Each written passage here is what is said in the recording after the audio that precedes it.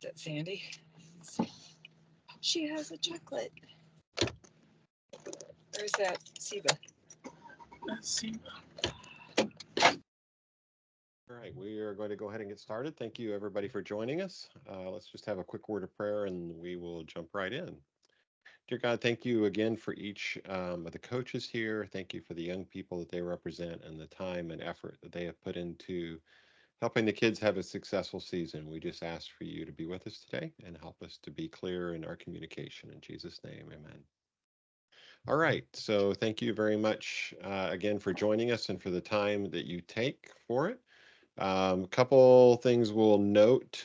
We did have our first tournament last Sunday in Denver, Colorado at Mile High Academy. So that's great to have the first tournament run. It was very successful, had a good group of kids there and advanced some teams to the championship. So we're starting that process already.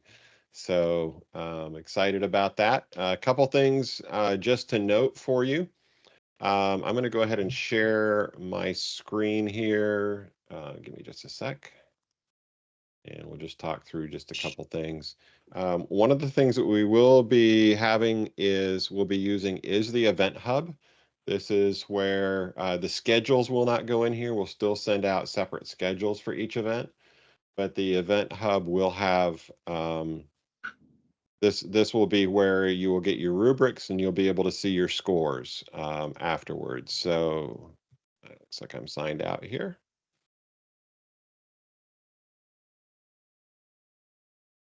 So in order for me to add you to the Event Hub, though, you must have your clearance done through first. Otherwise, it won't let me add you to the Event Hub. So we have the first 3 events in here. We'll be adding other ones as time goes on. And that brings me also to the fact that we are moving through the season, going to be moving through fairly rapidly. And if you have not registered your team yet, it's very important that you do that as soon as possible. So if you can do that, that would be fantastic. I think most of you probably have already registered, but if your team is not registered for an event, please do that. Sunday's the cutoff for all of that because we have to order trophies and plaques and all that kind of thing for you. So please be ready for that and work on that. But when you come into the Event Hub, this is where you'll be able to see the scores and all the different information. The schedule won't be in here, but you'll be able to see this as a team and your information there. So you will get an invitation for it. So watch for that as it comes through. I'll probably put out announcements once I do it for each event. I'll let you know that that's happened. But watch for that coming from first to be able to connect into the Event Hub.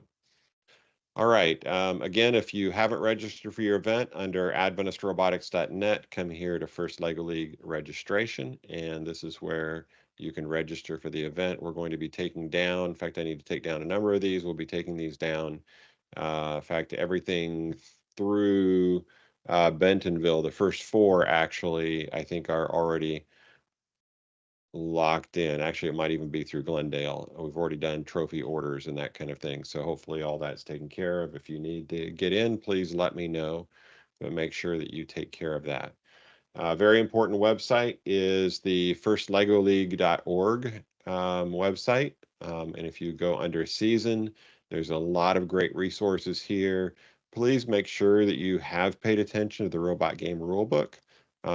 It's very important. It's every now and then there's teams that come without this information and without taking a look at this. So this is the robot game rulebook for this year. A couple things to note on it as you're doing this. Each, I'm actually down right now. This is on page, I'm going to jump ahead just a little bit, but I want to make a note on page 24 here. On page 24, this is where everything is set up. Now, the reason I'm going to mention this, and we will put this out in writing to you as well, but on the practice tables, these materials that come in the home area, that are in the home area, will not be on the practice tables. However, they will be on the competition tables. So you'll want to bring your own for practice. There's so many little pieces here and there, they've become very difficult to keep track of. on the practice tables. So bring your own for the practice tables, but then don't take those with you to the actual competition matches because we'll provide those there and keep track of them. I think we found it will make things just a little bit more successful for everybody as they go, but that's anything that starts in home. So it's the 7 audience members, the museum curator, the pedestal, and of course your example art piece, which you would bring anyway, would start at home. But these 3 things particularly would be the ones that will not be on the practice tables. So have those for you when you come. Um, that being said, if one thing I do want to call your attention to as well, let me bring this up. So, and this is something if you're a rookie team or if you are um, or if you're a team, we've had some teams who have done it in many years before and are returning, and that's fantastic. Let me find a picture I'm looking for. All right, so here we go. So on this area here, please pay attention that the robot must start completely in the launch area. The launch area, there are 2 launch areas. There's a quarter circle on this side, a red launch area, and there's a blue launch area over here. Each launch area can have 2 technicians, they're called, 2 team members, up to 2 team members. So you can have 2 team members on the red launch area. You can have 2 team members on the blue launch area. So those 2 are there. Team members cannot move back and forth between the 2 launch areas. So once they're assigned to the red launch area, that's the only launch area they can be. They can trade out though with people on the line. So there'll be a line back behind, and they'll be able to trade out behind there for that and swap that way. But they can't trade diagonally. So there'll be 2 lines back there they can trade. So the red can trade with the red launch holding area, the blue with the blue holding area. So, and when they come up to the table, they can move things back and forth between them before the match starts. So if all the audience members are on the red home area, they can move some of them to the blue. That's fine. But once the match starts, they cannot transfer things back across there from one area to the other. So these are a couple things that we tend to find, especially for rookie teams, don't always catch that. So just read that. That's in the rules. Be very careful. Note that in particular. Now that means that the robot, there are there are only 2 ways that you can have if the robot starts in the red and needs to go to the blue or vice versa. There's only 2 ways that can happen. One is you can drive the robot across. That's perfectly legal. There is one other exception in the rules, and that is if the robot is out here, if you started in the red launch area and it's out in the middle somewhere, and you interrupt the robot, when you interrupt the robot, it has to return to either home. So you can interrupt it and you can send it to the other home. But then, of course, you lose a precision token at that point in time. But that's the only other way that you can do that. But you can't just hand any pieces, any mission models, any team supplied parts, anything like that. You can't uh, transfer between the 2. So be aware of that. You do need to have people in both areas. The goal for this is to have more young people involved in working and handling the robot, and we found that to be effective in that area. So um, in the missions, when you look at each mission, this is an example. The information up here is not really relevant to the actual mission. It's kind of background information. Technically, it's not relevant, I should say. What matters is this information here in either the bullets or the blue. So let's take a look at one of these. So when you come down here to mission 3, this information up here is background information, but it's not relevant, technically relevant to the scoring of the mission. So this one here says if the 3 immersion experience screens are raised, you get 20 points. And then the blue is the condition. So to score, the team equipment may not be touching the immersive experience model at the end of the match. So if you have team equipment and it's touching that, even though you have raised the immersive screens, even though you've raised them, if you have a mission model touching it, then that would not count. So Just watch each one of those conditions as you go through with those. There are robot game rule updates. Those are also important to keep track of. Back here, so this is the robot game rule book, and these are the challenge updates right here. So if I click on this, it'll open this up, and these are the challenge updates that are through. And if you look at the top, you can tell when the last one, when it was last updated. Probably won't be any more updates on this. The last update was December 7, so you can tell which one is there. Please check these because these override everything else and give some clarity to the rules. So do make sure you pay attention to those. All right. The other thing I want to touch base on here is the first dashboard. When you go to firstinspires.org and you sign in here. Actually, I don't know if that'll sign me in. Let's see. There we go. All right. And you come to your team. So I have two teams. These are not paid. I just set them up to be able to talk about this and give illustrations here. But you will see that I have outstanding tasks. So I have incomplete data, and I also don't have a second coach. So this is very important here. I haven't paid my team. Make sure that you have no outstanding tasks. So look at this area here very carefully. Make sure nothing is outstanding. It could be that if you only have one coach or mentor that has been screened through the youth protection program, then you will have an outstanding task for that you need a second one. Make sure that you have all of those. That is very important. The other thing that is very important is under team contacts and roster. Um, if I come to youth members here, there is a new express enrollment.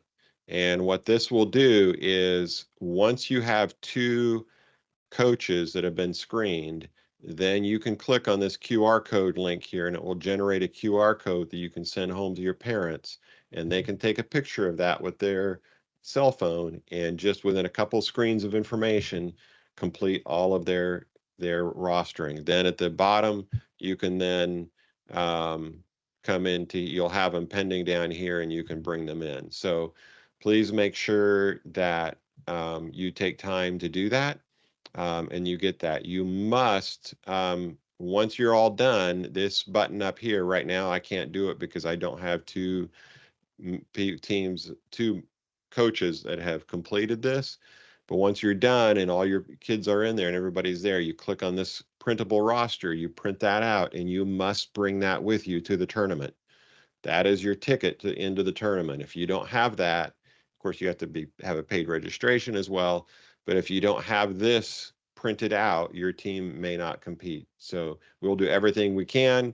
We don't want you to have extra stress on the day of the tournament. So it's always extra stress when you show up at the tournament and they ask you for your team roster and you go, oh, I don't have that.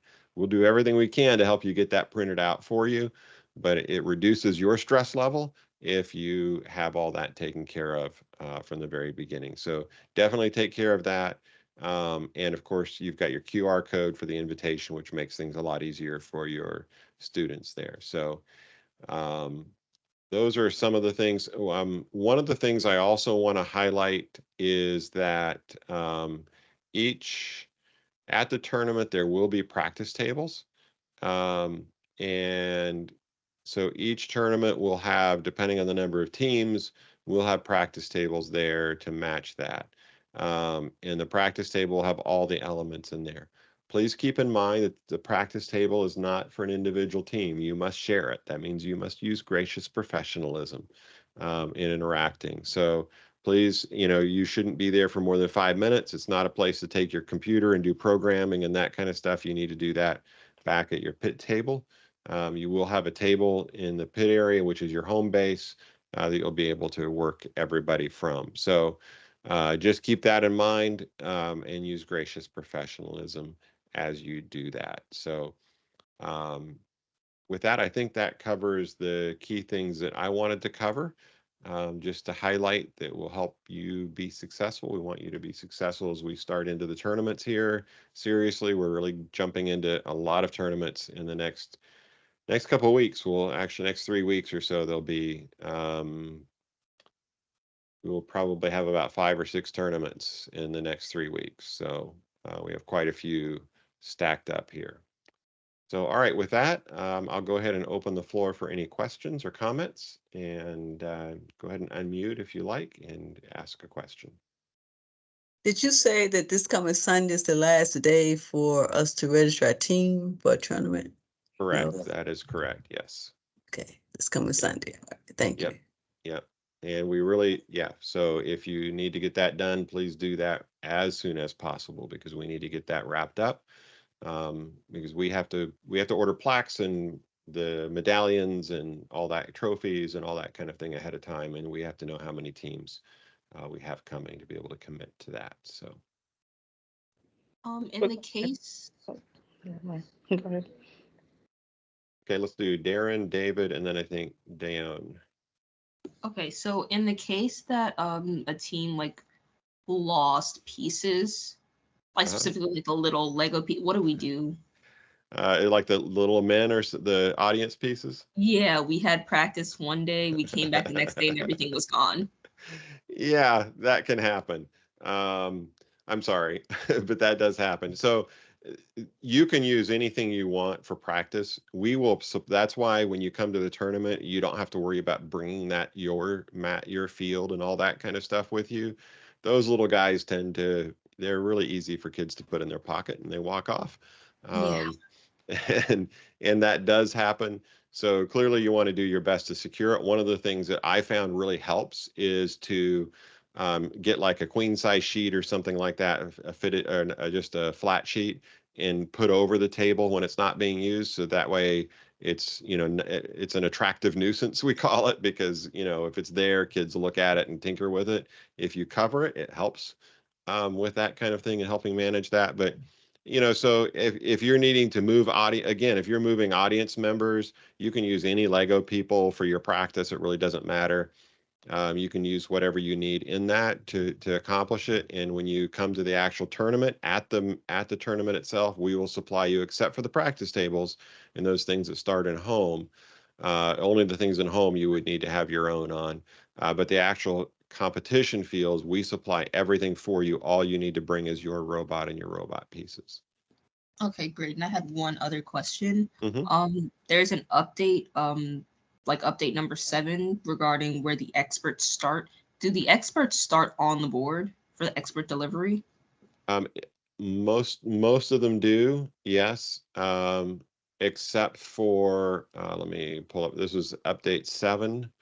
Is starting locations. So I believe all of them start in their specific locations where they start. And except there's one that starts in home. Museum curator. The museum curator, starts in home. Everything else does start out on the field, yes. Okay, thank you. And there's specific locations where they do. So when you get down to, I think it's page 25 of the rule book, if I remember correctly, I have my pages. That's where it shows you where everything should start. Is I believe on, let me just jump down through page 26 actually of the robot game rule book. Shows you where everything starts, and the condition it is when it starts. That's the way the field would be set up. All right, David. The museum curator, those little pieces come apart very quickly and easily. Yeah. How are you going to determine whether you've completed that mission or not? Does the little person have to be there? Does the hoop have to be there? Do they both have to be there? That is a great question. Let me pull this back up again. So they generally, let's see, oh, I just lost my page.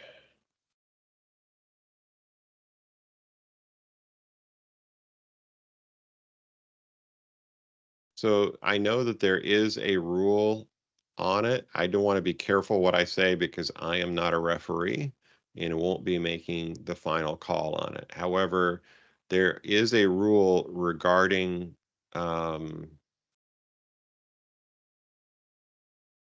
mission models, and let's see, during the match.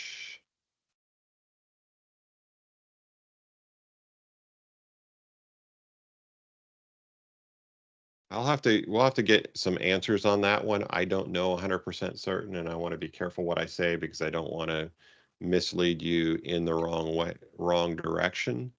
But I believe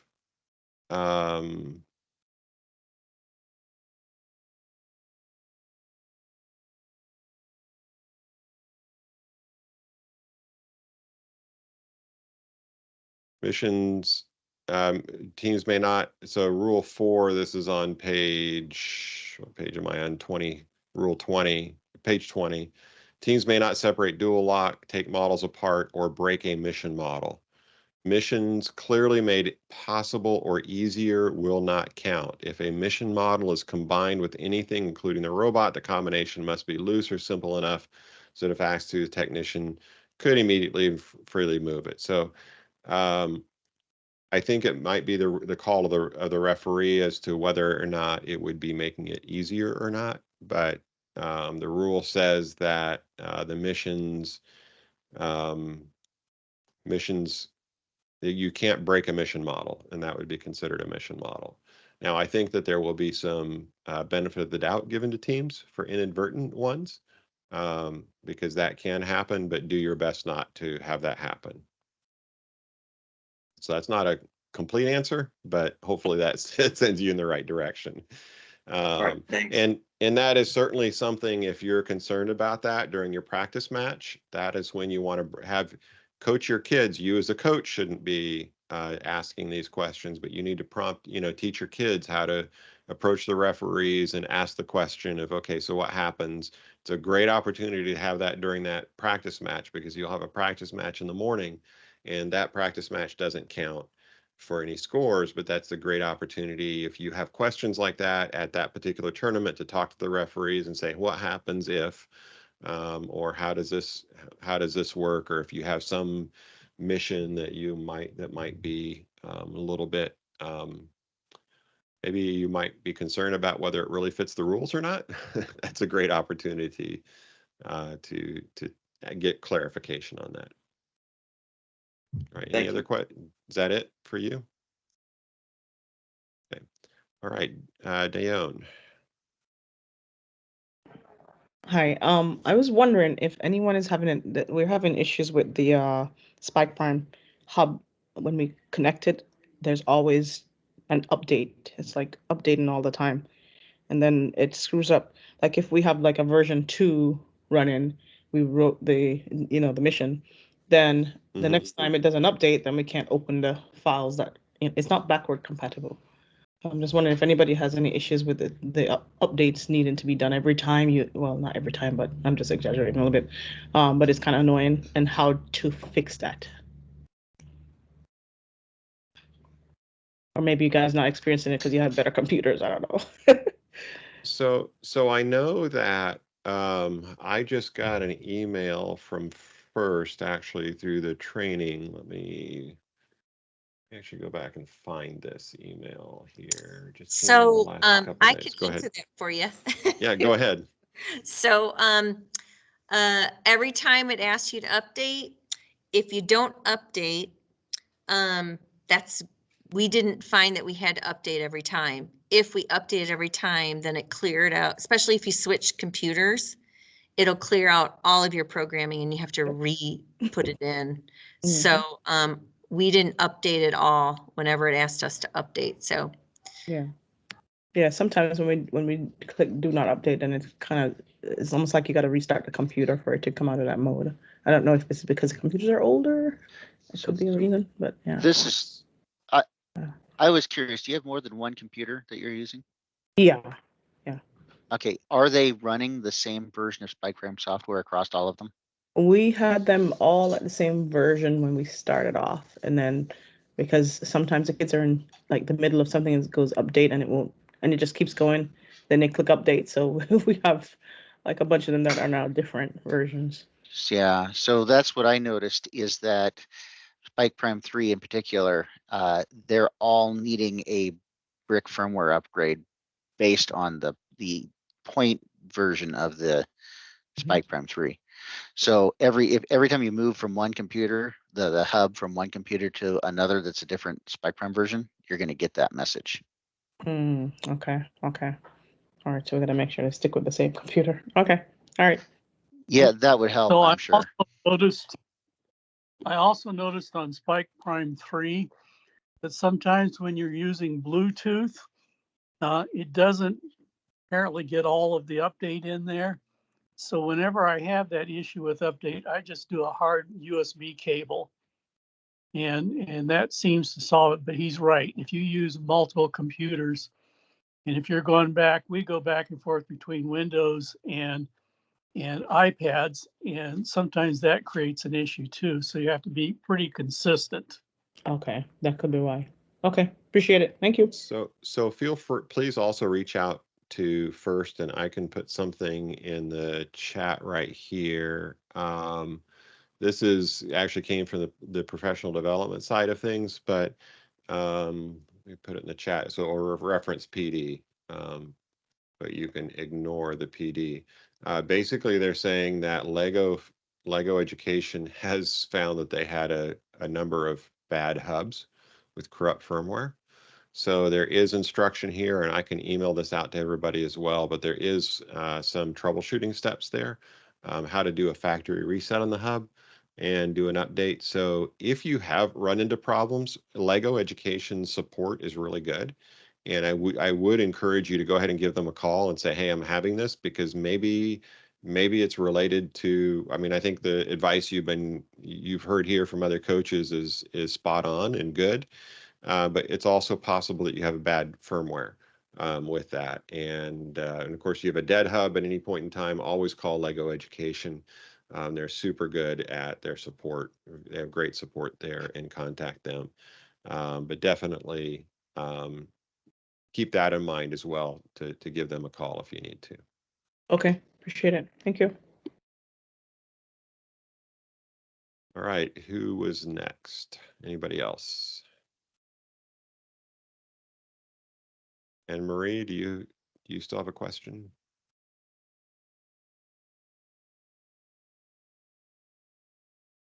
Sorry, I don't have another question, but I do have a comment for the end of the session or whatever. Okay. All right, TCA coach. Yes, good evening. Just a quick question on the competition. Do we know how many teams are going to be advancing? So it depends on the size of the tournament. We are advancing 25% of the teams. So it would depend on the size of your tournament.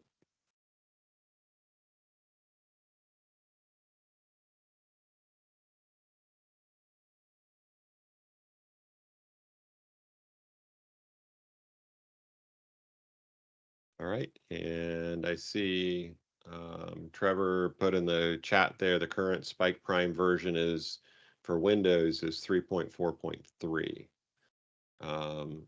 So make sure that you have updated to that. It is really good and a very valuable practice to teach your kids to back up your software and back it all up and save it to a hard, do a file save as and save it out to a hard drive and do version control. Version control is something that software development does. It's a little more challenging to do it. There's some really sophisticated things if you're doing coding, but if you're actually, doing the style block programming, it's a little bit more challenging. But essentially with version control is at least once a week, maybe every day after you're done, save out all your programs into a different folder, maybe on a cloud drive, not on a local computer, but in either a Google Drive or a OneDrive folder. Have a different folder for each day, so that way if you ever get farther down the road and you have a problem with something that happened, you can go back to a particular day. It's a great practice to teach your kids and to get them into that discipline to do that. And then you have multiple copies of that backup, so that if you have a challenge with the firmware, you have offline copies that you can actually, have available to you. It doesn't hurt when you go to the tournament to have them all on a thumb drive separately. Just extra backups never hurts with that, just as a general practice. All right, any other questions?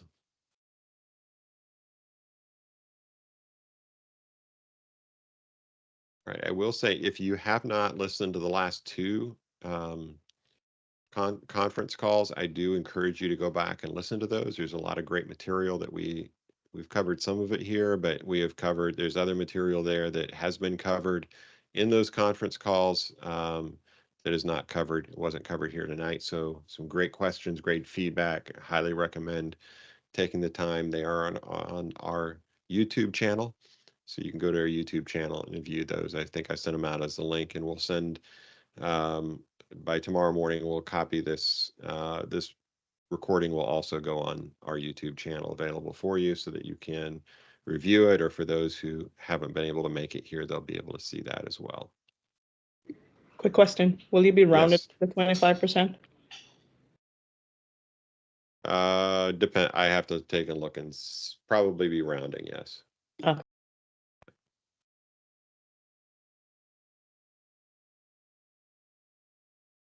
All right. Any last comments or questions? Anne Marie, did you have something you wanted to say at the end?